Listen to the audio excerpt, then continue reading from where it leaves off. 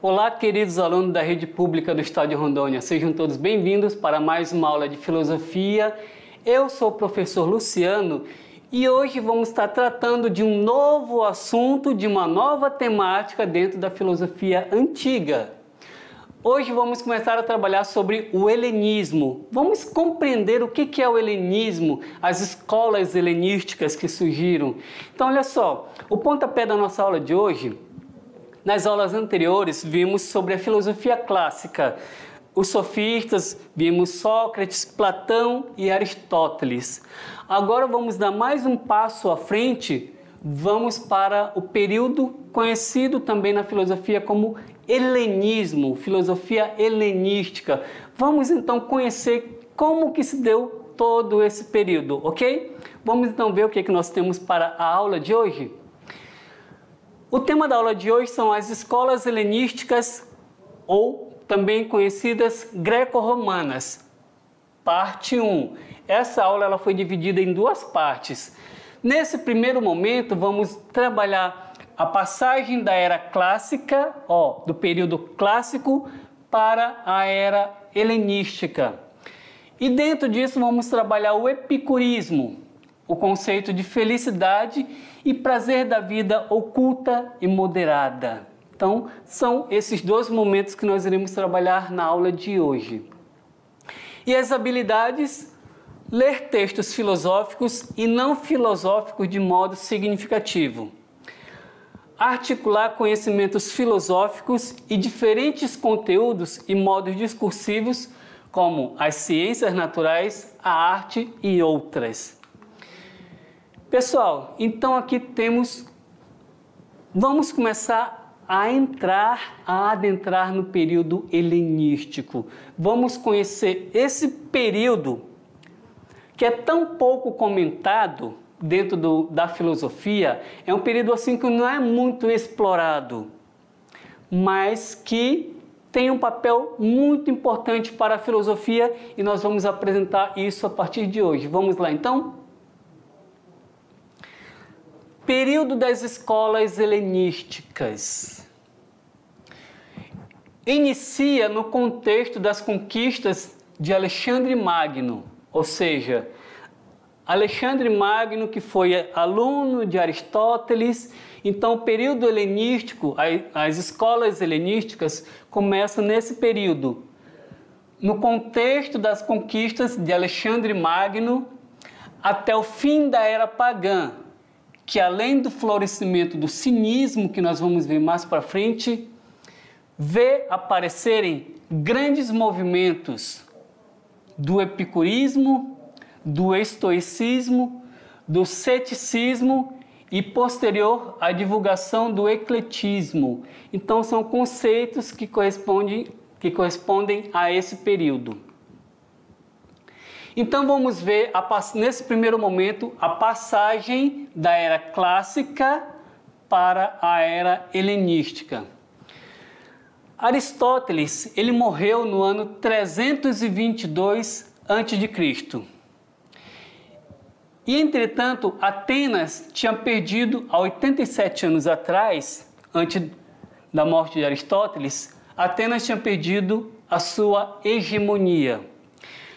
E isso se deve, em grande parte, às profundas transformações políticas resultantes das conquistas de Alexandre Magno. Então, tudo isso, essas conquistas de Alexandre Magno, influenciou todo o contexto político lá da Grécia Antiga, lá dos gregos.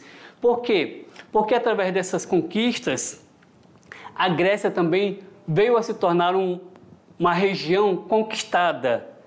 Ela foi invadida e foi conquistada, e que com isso outros povos começaram a adentrar, povos de línguas distantes, de origens distantes, de religiões diferentes dos gregos, começaram a adentrar na cultura grega. Então isso fez com que a Grécia ela começasse a ter a inserção de outras culturas, de outras religiões, de outros povos, de outros modos de vida. E tudo isso foi influenciando o pensamento grego, que, por sinal, teve ainda os seus méritos. Por quê? Por causa dos escritos gregos, dos pensamentos dos filósofos, a Grécia ainda teve a sua hegemonia dentro do âmbito filosófico, certo? Vamos lá?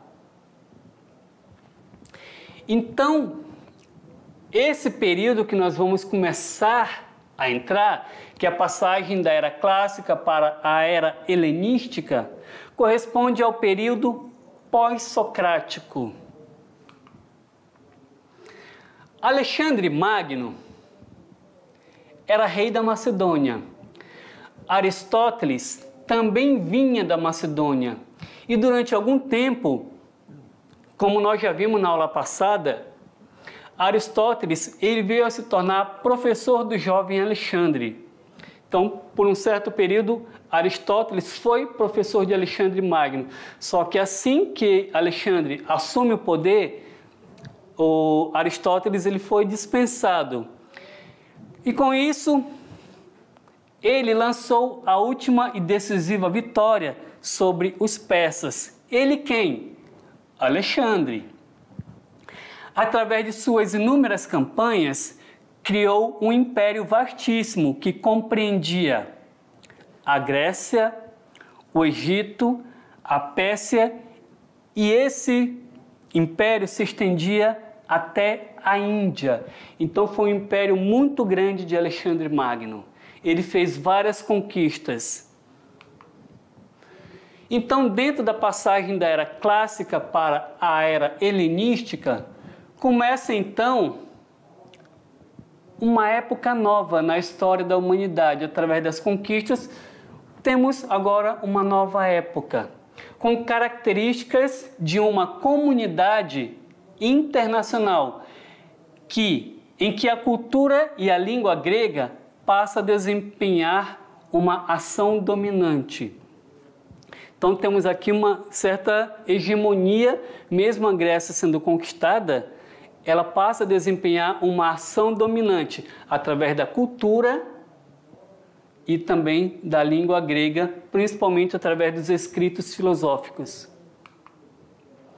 Essa ação ficou conhecida como helenismo, termo que designa tanto um período histórico como a supremacia da cultura grega nos três grandes reinos helenísticos: a Macedônia, a Síria e o Egito. E esse período perdurou por 3 séculos, essa hegemonia, esse helenismo, essa supremacia da cultura grega nos 3 grandes reinos, Macedônia, Síria e Egito, perdurou por 3 séculos. Pode-se constatar que a ágora urbana, vocês se lembram o que era a ágora lá entre os gregos? Então, conseguem se recordar? Era uma praça pública onde as pessoas se reuniam, onde os cidadãos se reuniam para debaterem assuntos políticos. Então, na ágora, lá na Grécia Antiga, os gregos se reuniam, aquelas pessoas que eram consideradas cidadãs, elas se reuniam e debatiam diversos assuntos políticos, ou seja, assuntos esses voltados para o bem-estar de todos. Então, essa era a ágora grega, da qual os gregos se reuniam lá para debaterem diversos assuntos sobre política, ética, coisas relacionadas à sociedade. Agora não, começa a ser adentrada um novo conceito na ágora. Vamos lá ver? Pode-se constatar que a ágora urbana, ela foi substituída pela arena mundial. O que antes era uma reunião entre os gregos, agora é uma reunião entre diversos povos. A ágora antiga foi animada por vozes que ofereciam as suas diversas mercadorias e diferentes pensamentos e ideias. Ou seja, a ágora ela meio que se transforma em um centro comercial. A novidade era que as ágoras eram agora invadidas por mercadorias e ideias de todo o mundo e não mais só dos gregos. As vozes soavam em diversas línguas diferentes. Então a ágora ela se tornou uma praça onde se vendiam as mercadorias e um local onde pessoas de diversos povos se reuniam para assuntos de seus interesses. A partir de então, deuses orientais eram também adorados em toda a região da Macedônia. Com isso nasceram várias religiões cujos deuses e concepções religiosas provinham de diversas culturas antigas. Além das mercadorias, além das línguas, das diversas línguas faladas, agora também surge lá na Ágora as diversas manifestações religiosas vindas de toda parte do mundo.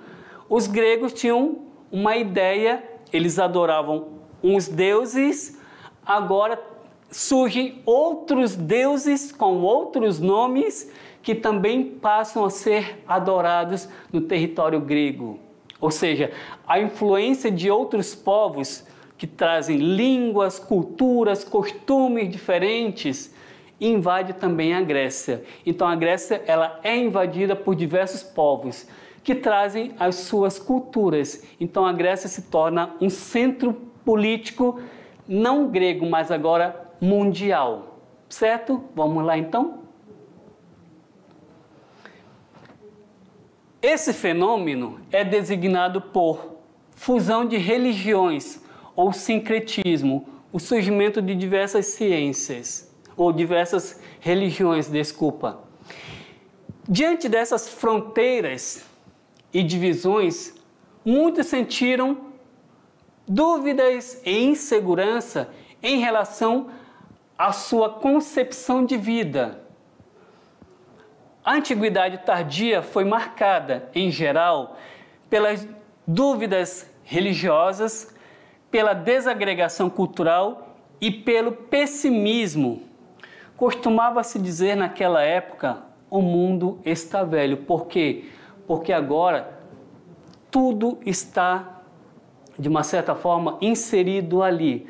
O que antes era um alvorecer da filosofia, a filosofia estava começando a se entranhar na cultura grega, os costumes, as religiões dos gregos. Agora não, já temos uma mistura de diversos povos, de diversas culturas. Então isso, querendo ou não, fez com que os gregos se sentissem um pouco ameaçados pelos outros povos, pelas outras culturas, pelas outras religiões, pelos outros deuses. Porque acreditava-se naquela época que se eu adorava determinados deuses, os meus deuses não poderiam interferir, ou se interferisse haveria lutas com deuses de outros povos. Então, se, por exemplo, o exército da qual eu pertenço for para a guerra, for guerrear contra outros exércitos, o meu exército, eles acreditavam sob a proteção de alguns deuses. Se o meu exército fosse derrotado na guerra, isso significa que os meus deuses eram inferiores aos deuses do outro exército da qual estávamos combatendo. Então isso influenciava muito na vida deles. Os meus deuses não podem ser inferiores aos deuses de outros povos. Por quê? Porque senão a gente pode entrar em guerra, conflitos, e isso não era bom para a sociedade. Então, querendo ou não, isso gerava um certo receio, tanto para os gregos como para outros povos, porque eles estavam entrando em um território que não pertencia a eles. Lembra-se que em algumas aulas nós já foi falado que ali foi na aula que nós tratamos sobre os sofistas, que pessoas que eram de uma região, que se fossem morar numa outra região, elas não eram consideradas cidadãs. Agora, com essa invasão, todos são cidadãos, ou seja, já já existe aí uma mudança radical no conceito de ser cidadão. Para ser cidadão, era necessário nascer naquela cidade, agora não é mais. Os cidadãos também são de outros povos, de outras regiões, de regiões que podiam ser muitas vezes distantes, com uma cultura totalmente diferente da dos gregos, e eles tinham que se adaptar àquela nova cultura. Não eram os outros povos que tinham que se adaptar, todos tinham que se adaptar aos gregos, e os gregos tinham que se adaptar aos outros também. Não era quem vem de fora se adapta com os que estão aqui, não. Agora todos têm que se adaptar com todos. Então, isso gerou grande conflito naquela época. Pessoal, vamos voltar lá para o texto para a gente analisar mais coisas. A respeito da relação entre religião, filosofia e ciência. O helenismo ele foi marcado pelo fim das fronteiras entre diversos países e culturas, que é aquilo que nós acabamos de ver. O fim das fronteiras entre diversos países e culturas. Antes, os povos gregos, olha só, gregos, romanos, egípcios, babilônios, sírios e persas, antes eles cultuavam uma religião nacional, ou seja, dentro da sua cultura, com seus próprios deuses. Agora não, já existe uma mistura de tudo isso.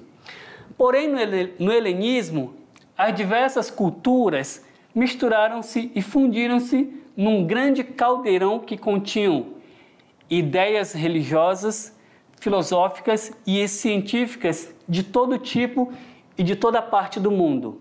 Então, isso influenciou bastante na vida dos gregos, porque não somente dos gregos, mas de todos aqueles povos que agora andavam misturados uns com os outros. E isso gerou uma grande polêmica, uma grande discussão, porque querendo ou não, eu não posso, é o que hoje a gente trabalha muito sobre a tolerância religiosa, nos dias atuais a gente trabalha muito isso, a tolerância religiosa, aceitar a religião do outro, que muitas vezes isso não é bem aceito, que muitas vezes isso não é praticado. O termo que nós utilizamos hoje, intolerância religiosa, também que tolerância e intolerância, tem tudo a ver com aquilo que os gregos estavam vivenciando naquela época com outros povos. Eles tinham que se adaptar a esses outros povos. Por quê? Porque os gregos também foram invadidos. Eles foram vencidos e invadidos. Agora, a região grega não pertencia mais somente aos gregos, pertencia a outros povos, a outras culturas. E essas outras culturas tinham outras religiões, tinham outros deuses, tinham outros estilos de vida. Então, todos tiveram que se adaptar com todos, em tudo. Então, querendo ou não, a partir daí surge o desenvolvimento da filosofia, o desenvolvimento das religiões, o desenvolvimento das ciências, de todo tipo de conceitos. Agora existe uma mistura, uma mesclagem, que, querendo ou não, foi importante para aquela época. Vamos continuar vendo lá o texto? Olha só, a ciência do helenismo também estava influenciada pela mistura de diversas experiências culturais. Atenas seguia com o título de a capital da filosofia, com as escolas filosóficas deixadas por Platão e Aristóteles. No entanto, a Alexandria, ela tornou-se a metrópole da ciência. Enquanto Atenas tinha o título de a capital da filosofia, Alexandria, ela tinha o título de a metrópole da ciência. A cultura helenística, ela pode ser comparada com o mundo de hoje. Olha só, o século XX, ou seja, o século passado, estamos falando aqui da obra de Øystein Garde, O Mundo de Sofia, escrita em 1995. Então, Garde ele está se referindo, esse texto aqui é da obra de Garde, O Mundo de Sofia. Então, diz o seguinte: a cultura helenística pode ser comparada com o mundo de hoje. século XX e também século XXI. O século XX também é caracterizado por uma comunidade internacional cada vez mais aberta, que provocou no nosso tempo grandes transformações na religião e na concepção de vida. No nosso tempo, vemos que uma mistura de religião, filosofia e ciências antigas e novas pode construir as bases para novas ofertas no mercado das concepções do mundo. E isso nada mais é do que uma herança vinda lá do helenismo. Aquilo que nós vivemos hoje, por exemplo, aqui no nosso país, temos diversas culturas no Brasil. Rondônia também tem suas diversas culturas. Se a gente for analisar o estado de Rondônia, tem pessoas do Sul, tem pessoas do Nordeste, tem pessoas do Sudeste. Então, são diversas culturas. Ou seja, podemos dizer que não temos uma única cultura aqui em Rondônia. Temos diversas culturas, uma mesclagem de culturas. Pessoas de origem alemã, de origens africanas, de origens indianas, de origens asiáticas. Então, querendo ou não, aquilo que acontece hoje no século XXI, as diversas culturas em um só local, é uma herança lá do helenismo. Ou seja, vivemos com a multiplicidade. Nós aqui em Rondônia, você aí na sua cidade, nós aqui em Porto Velho, nós vivemos com a multiplicidade de cultura, multiplicidade de religiões, de etnias. Então, tudo isso a gente tem que aprender a aceitar e a conviver. Porque isso se torna muito importante para a nossa sociedade, para o desenvolvimento social. Se eu não aceito, já é algo que começa a pesar, porque isso pode influenciar com que outras pessoas também não venham aceitar. E isso se torna muito difícil para a convivência entre as pessoas, entre os que aceitam e os que não aceitam. E isso é algo muito prejudicial para todos, certo? Vamos continuar lá? A filosofia helenística ainda se ocupa dos problemas apresentados por Sócrates, Platão e Aristóteles. Os helenistas desejavam estabelecer, olha só, os helenistas, desejavam estabelecer como é que o homem deve viver e também como o homem deve morrer da melhor forma. Um ponto de partida do helenismo é isso: como o homem deve viver, estabelecer critérios de como o homem deve viver a sua vida e de como ele deve morrer da melhor forma possível. Viver da melhor forma possível e também morrer da melhor forma possível, ou seja, dar dignidade ao ser. Então, isso é um pensamento helenístico, que, porventura, é um pensamento que a gente determina que é algo fundamental dentro da sociedade hoje em dia, dentro da política, dentro da ética, dentro das religiões. Como viver e como morrer da melhor forma possível, certo? Continuando, vamos lá? Diante disso, a ética ela foi colocada na ordem do dia, ou seja, como critérios de como o homem deve viver e de como o homem deve morrer. Ela torna-se o projeto filosófico mais importante da nova comunidade internacional. A questão era: em que consiste a verdadeira felicidade e de que modo a felicidade ela pode ser alcançada? Em que consiste a verdadeira felicidade e de que modo ela pode ser alcançada? Pessoal, já lá em Aristóteles, ele dizia o seguinte: a felicidade, ou em grego a eudaimonia, ela é desejada por todos. Aristóteles já dizia: o que o homem mais deseja em sua vida é ser feliz. E pelo simples fato de nós vivermos em uma sociedade, isso faz com que eu, Luciano, ao desejar a minha felicidade, eu também tenha que desejar a felicidade do outro, porque eu não vivo sozinho, eu vivo com outros seres, e isso faz com que eu também deseje o melhor para o outro. Se eu desejo ser feliz, eu também tenho que desejar com que o outro seja feliz. Isso é viver em sociedade. E esse conceito é um princípio ético que os helenistas já se questionavam. Em que consiste a verdadeira felicidade e como nós podemos alcançá-la? Como seremos felizes? Adquirindo bens materiais? Vivendo de forma desprendida? Fazer coisas que a gente acredita que seja o correto? Então, olha só, vamos voltar lá para o texto lá, para a gente dar continuidade.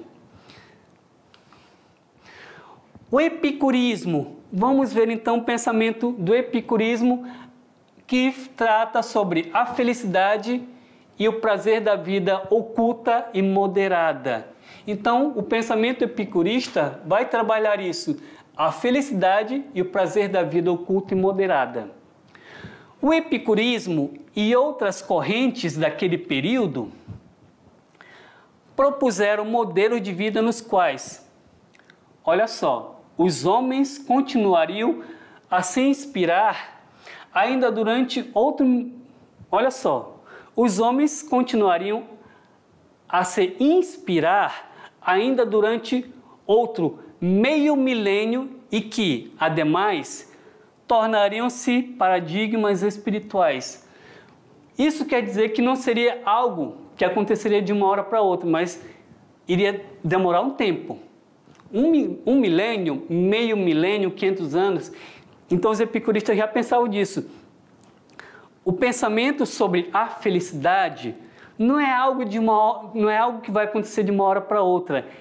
Ele é algo demorado, que vai demorar um certo tempo para as pessoas todas tomarem consciência de que todos desejamos ser felizes e todos devemos buscar a felicidade. Então, isso vai ser um processo que a gente vai ter que trabalhar na sociedade para que todos almejem a mesma coisa. Não é de uma hora para outra que as coisas acontecem, é no decorrer de um processo e isso é demorado, certo? Continuando então, vamos lá? Para o epicurismo, felicidade e prazer da vida oculta e moderada. Os epicuristas, assim como Sócrates, queriam descobrir como é que o homem pode viver uma vida feliz. Então eles tinham esse desejo. Assim como Sócrates queria saber, os epicuristas também, como é que o homem pode viver uma vida feliz. Os cínicos e os estoicos, isso nós vamos ver ainda mais para frente, quem foram eles, os cínicos e os estoicos, eles afirmavam que o homem se devia liberar, olha só, o homem se devia liberar do luxo material, ou seja, se desprender das riquezas, para os cínicos e os estoicos. Para Aristipo, ele dizia o seguinte: a felicidade da vida era obter o máximo prazer sensível. O supremo bem era o prazer e o grande mal era a dor. Por isso, queria desenvolver uma arte de viver que evitasse todas as dores, ou seja, viver de uma forma feliz, sem que para isso a gente venha sentir dor.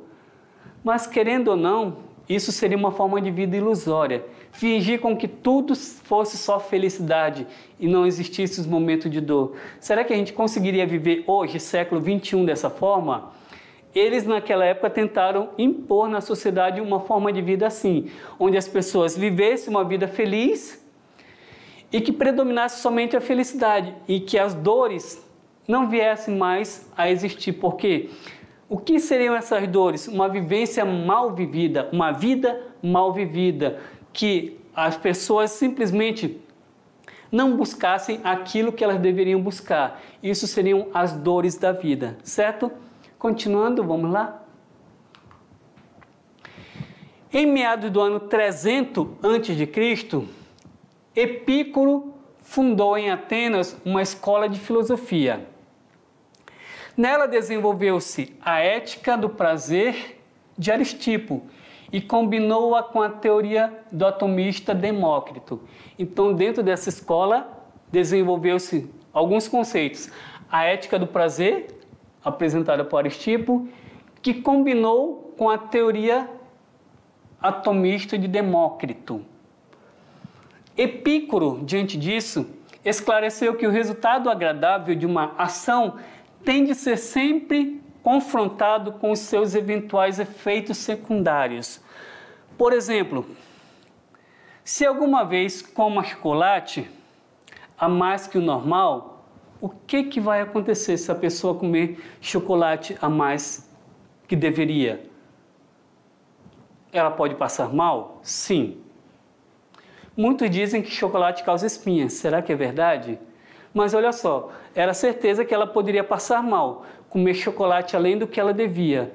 Então Epícoro fala que, diante disso, a gente devia ter o equilíbrio, saber conhecer a si mesmo para saber até onde eu posso ir e não ultrapassar aquela barreira, porque senão eu vou sofrer as consequências, certo? Vamos lá?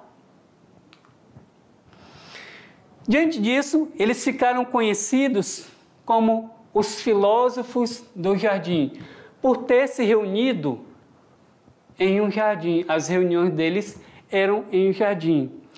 Então temos a seguinte frase: estranho, olha só, estranho, aqui será feliz, para aqueles que estão chegando.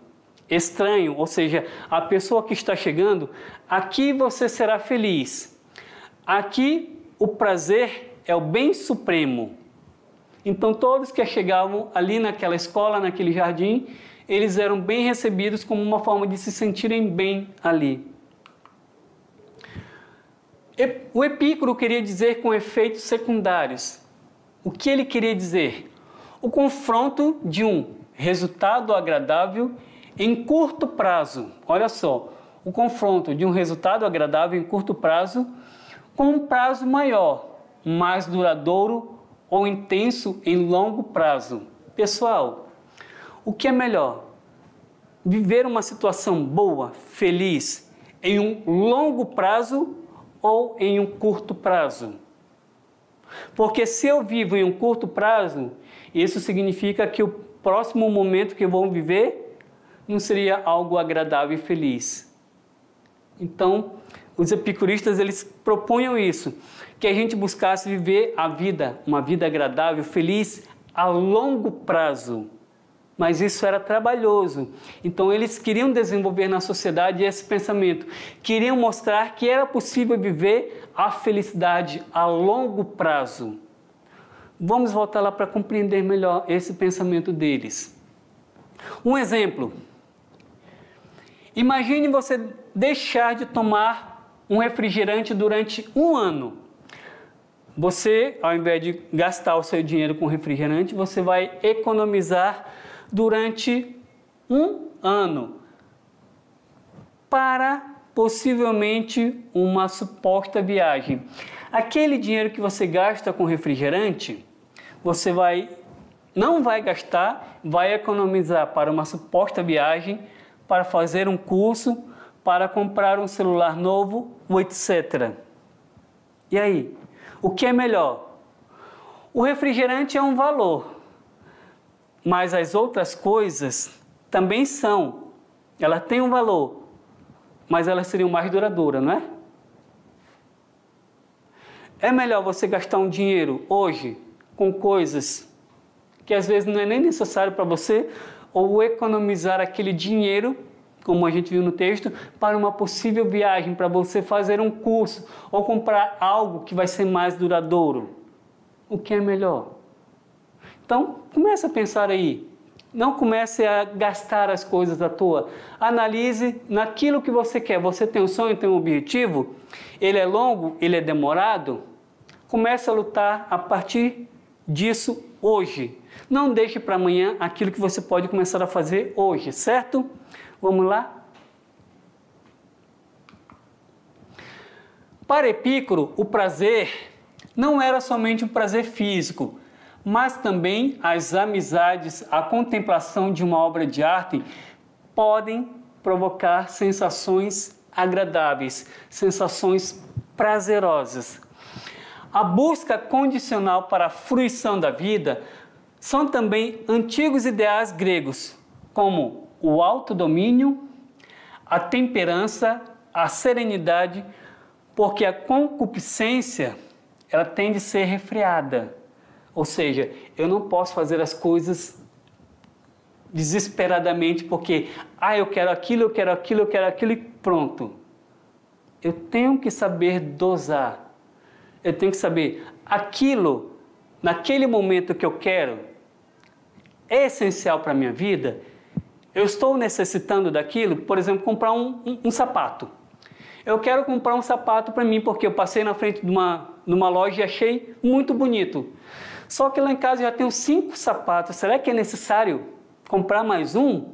E que muitas vezes eu nem vou utilizar ele tanto, como também posso nem utilizar aquele que estão lá em casa. E aí?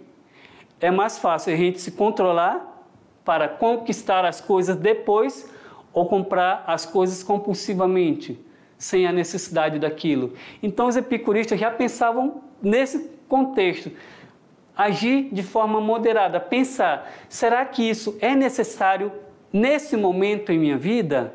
Ou eu posso deixar para mais para frente? Se eu posso deixar para mais para frente, o melhor a fazer é deixar.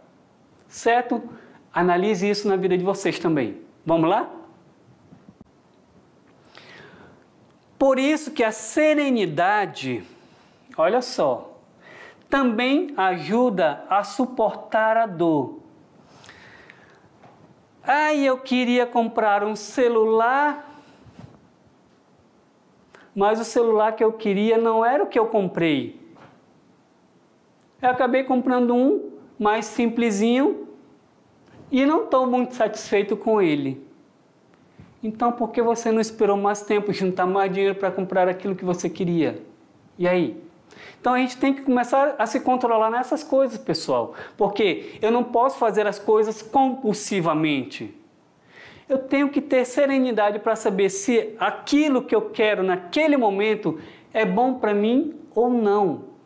Os epicuristas já pensavam dessa maneira. E isso ela reflete muito na nossa sociedade hoje. O que é bom para mim nesse momento é de fato, aquilo que eu quero é de fato bom para mim? Ou eu posso esperar? Ou eu posso buscar algo ainda melhor?